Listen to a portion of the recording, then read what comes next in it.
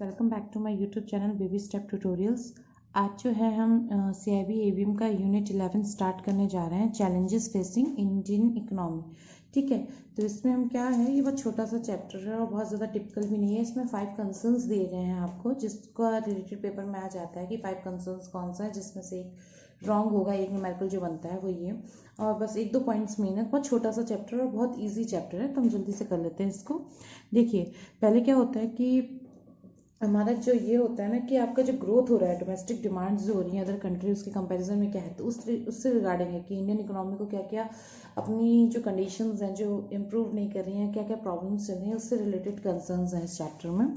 तो एक हमें दे रखा है पॉइंट, करंट अकाउंट डिफिसिट क्या होता है। तो करंट अकाउंट डिफिसिट क्या होता है ना कि जब आप जो इम्पोर्ट कर रहे हो गुड्स और जो भी सर्विसेज हैं उसकी जो वैल्यू है, और जो भी गुड्स एंड सर्विसेज आप एक्सपोर्ट कर रहे हो उससे ज़्यादा हो जाती है ना जब, तो वो हमारा जो मेजरमेंट होता है कंट्री ट्रेड्स का, उसको हम करंट अकाउंट डिफिसिट बोलते हैं। ठीक है ना, उसको हम क्या बोलते हैं, करंट अकाउंट डिफिसिट। ठीक है, नेक्स्ट क्या है हमारा, नेक्स्ट मतलब ये बता रखा है कि इंडिया किस टाइप की इकोनॉमी है। इंडिया जो है ना हमारी सप्लाई कंस्ट्रेंट इकोनॉमी है। ठीक है ना, जो इंडियन इकोनॉमी है ना वो सप्लाई कंस्ट्रेंट है। ठीक है, अब चलिए देख लेते हैं। बस ऐसे मेन पॉइंट नहीं है तो मैं इस पर ज़्यादा फोकस नहीं करूँगी। ठीक है, क्योंकि अपने पास टाइम कम होता है और हम लोगों को पेपर में ज़्यादा आता है। ठीक है, अब कंसर्न्स कौन कौन से दे रखे हैं। ठीक है, मैं फर्स्ट कंसर्न्स जो दे रखा है हमें वो दे रखा है achieving and sustaining higher growth. ठीक है, ये मेन टॉपिक है। फर्स्ट क्या है, achieving and sustaining higher growth.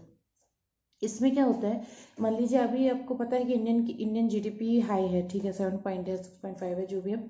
तो उसमें क्या होता है ना कि आपका GDP हाई का मतलब ये नहीं होता है कि सच में आपकी इकोनॉमी उतना ग्रोथ में है। ठीक है ना, जैसे हम इंडियन इकोनॉमी की बात में नहीं करें, किसी भी अदर इकोनॉमी की बात करें, तो GDP ठीक है, वैल्यूज रिप्रेजेंट करती है कि आपने इकोनॉमी की ग्रोथ इतनी चल रही है, लेकिन वो पूरी तरीके से सच नहीं होते, क्योंकि पर कैपिटा इनकम किसी, कोई बहुत ज़्यादा अमीर है, कोई बहुत ज़्यादा गरीब है, तो उससे डिफर करता है। अब एक जो अमीर है उसने उस गरीब की भी तो पर कैपिटा इनकम उससे ज़्यादा हो गई ना, लेकिन आपका GDP सुधरा, लेकिन उससे ये नहीं पता चला ना कि आपकी इकोनॉमिकल जो ग्रोथ है वो अच्छी है। तब इसमें क्या हुआ ना, जो हमारा फर्स्ट कंसर्न है वो हमें ये रियलाइज़ कराने के लिए है कि हम कैसे एक हाई ग्रोथ है मतलब कैसे सस्टेन करें, मतलब जो ग्रोथ है उसको हमें हाई तो करना ही है, पर जो ऑलरेडी जो ग्रोथ हमने अचीव कर ली उसको भी सस्टेन कैसे करें, है ना, वो चीज़ है। तो इसमें क्या हो रहा है ना, जैसे अपना क्या हो रहा है ना, अपना इंडियन इकोनॉमी में जैसे भी कोरोना हो या कुछ भी हो तो उसमें स्लो डाउन हो गया, तो हमें क्या चाहिए कि इन्वेस्टमेंट हो।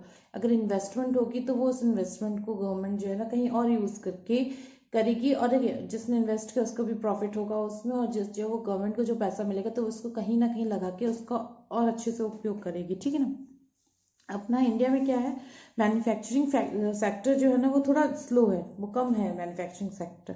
ठीक है ना, उसकी ठीक है, अब उसमें अदर क्या है हमारा, जैसे कि अब देखिए ये दे रखा है जैसे कि मैन्युफैक्चरिंग कैपेबिलिटी जो GDP में ना 15% है। ठीक है, और चाइना की 32%। आप डिफरेंस देख रहे हो कि यहाँ इंडिया में जो मैन्युफैक्चरिंग ग्रोथ है हमारी वो 15% है, पर चाइना जैसी कंट्री 32% कर रही है, और हम देखिए हम वहाँ उनका माल अपने यहाँ मंगाते हैं, सब करते हैं। तो वही चीज़ है कि हमें अपना ग्रोथ जो है ना सस्टेन करना है। ठीक है ना, अब इंडिया ने अपने देखते हैं PM ने चलाया भी है मेक इन इंडिया का इनिशिएटिव, ताकि इस एड्रेस को कंसर्न करने के लिए, क्योंकि मेक इन इंडिया से क्या होगा, मेक इन इंडिया जो है ना वो आपका क्या होगा, नई नई कंपनीज बनेंगी, मैन्युफैक्चरिंग करेंगे, सर्विसेज सेक्टर्स लाएगी, तो वो एक अच्छा इनिशिएटिव है जिससे इस कंसर्न को हम एड्रेस कर सकते हैं। ठीक है, देखिए इसमें इतना थ्योरेटिकल नहीं आता है, मेन आपको कंसर्न्स नहीं याद कराना है, हमें बस ये क्या है कि एक बार जब पढ़ रहे हैं तो हम एक बार बस देख लेते हैं कि क्या क्या है, कौन सा जो कि पर्टिकुलर कंसर्न्स है वो किस चीज़ से रिलेटेड है। ठीक है, सेकंड कंसर्न जो हमें दे रखा है वो है expediting the process of economic reforms.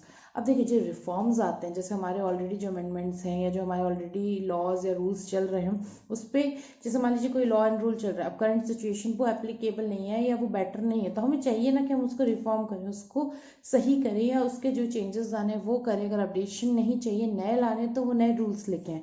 तो ये जो सेकंड कंसर्न है ना उसी से रिलेटेड है। अब जैसे कि देखिए अभी GST बिल आया तो वो एक तरीके से रिफॉर्म आया ना, पहले टैक्सेस कैसे जा रहे थे, इनडायरेक्ट टैक्सेस थे, डायरेक्ट टैक्सेस थे, सर्विस टैक्स जा रहा था, वैट जा रहा था, तो गवर्नमेंट ने क्या किया, सारे इनडायरेक्ट टैक्स जो है वो सब एक जगह एक तरीके से करना, तो उन्होंने GST बिल बनाया।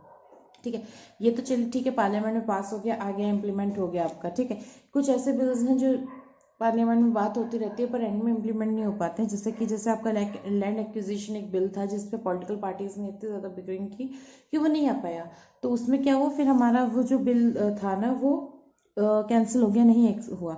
अब हमारा जो एग्रीकल्चर है उसमें रिफॉर्म्स की बहुत ज़्यादा ज़रूरत है, कि वो सबसे इनएफिशिएंट सेक्टर है, ठीक है ना।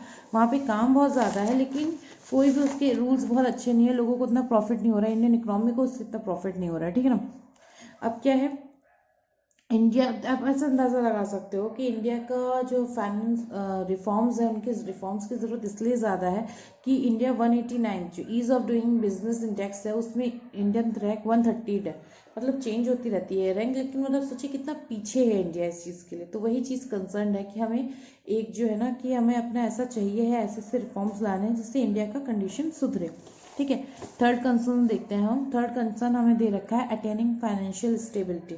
मीन्स क्या हुआ कि हमें ऐसा चाहिए कि हमारी इकोनॉमी ऐसी हो कि जिसको फाइनेंशियल स्टेबिलिटी मिले, कि हमारे पास जो भी है, मतलब अब देखिए क्या होगा अगर हाई डिफिसिट होगा, तो हमारे जो मैक्रो इकोनॉमिक्स है, मैक्रो इकोनॉमिक्स के जो हम इंडेक्सेस निकालते हैं एक पर्टिकुलर कंट्री के लिए, जैसे पूरी होल कंट्री की बात हो रही है, तो उनकी जो वनरेबिलिटी है ना वो सेफ हो जाते हैं ना, मतलब वनरेबिलिटी को बढ़ाता है ना। तो हमें चाहिए कि वो सेफ रहे, कोई भी पर्टिकुलर टाइम पे हमारे पास इतना हो कि कोई वनरेबिलिटी है तो हम उसको एड्रेस कर सकें, ठीक है। अब देखिए ना इंडियन रिकॉर्ड कितना गंदा है, 1.545% आपका एक्सपोर्ट के लिए, 2% आपका इंपोर्ट के लिए। तो बहुत ज़्यादा आपको चाहिए कि हम इंपोर्ट एक्सपोर्ट को बढ़ावा दें, ऐसे करें जिससे कि फॉरेन इन्वेस्टमेंट इंडिया है, मतलब इंडिया की इन्वेस्टमेंट आजकल क्या हो रही है, सारी बाहर जा रही है। तो हमें बाहर क्यों ले जाना, जो इंडियन कंपनीज है वो इंडिया में लगाओ। इवन फॉरेन कंट्रीज हमें ऐसा बनाना है ना कि फॉरेन कंपनीज भी आके इंडिया में लगाएं। तो इसलिए हमें फाइनेंशियल स्टेबिलिटी चाहिए, हमारा थर्ड कंसर्न है, ठीक है। फोर्थ कंसर्न क्या है हमारा, इम्प्रूविंग इंफ्रास्ट्रक्चर।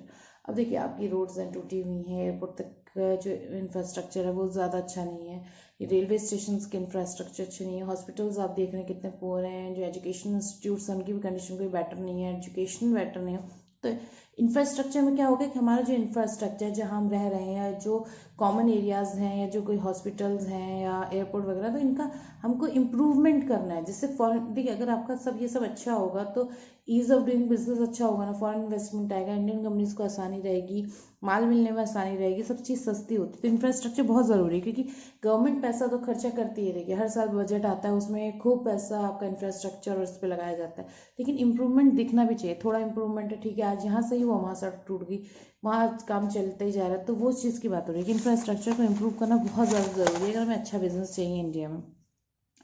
फिफ्थ कंसर्न हमारा क्या दे रखा है, tackling issues like human development, financial inclusion etcetera.